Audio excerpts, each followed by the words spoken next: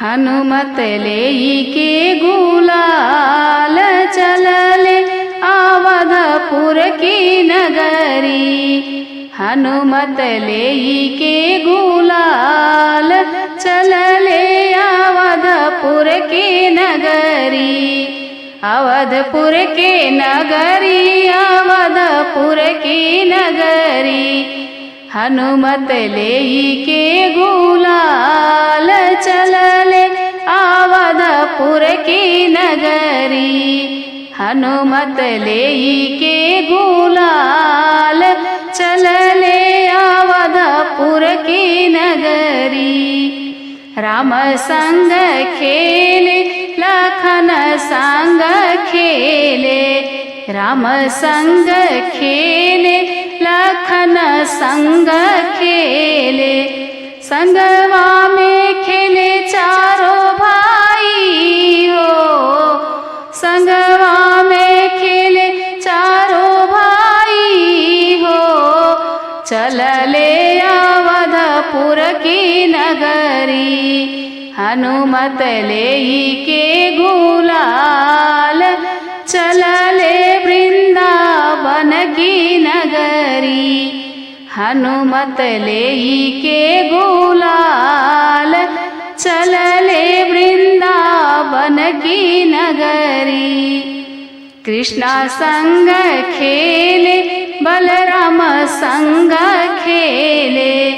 कृष्णा संग खेले बलराम संग खेले। रंगवा डाले ले चोरी चोरी हो।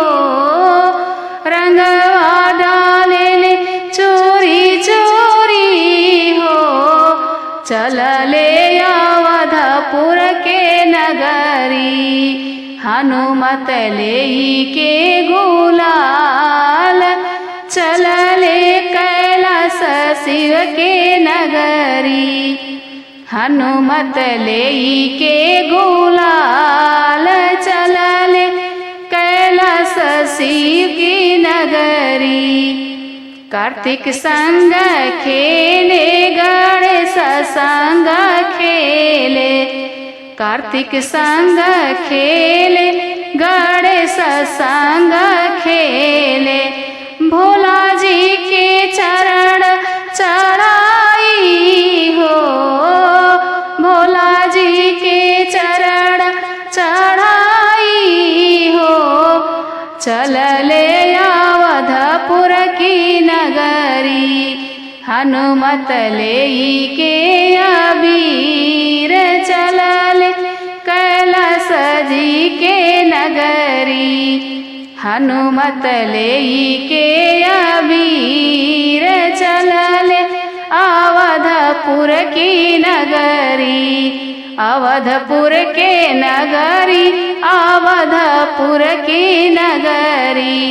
हनुमत लेई के अबीर चलले अवधपुर की नगरी।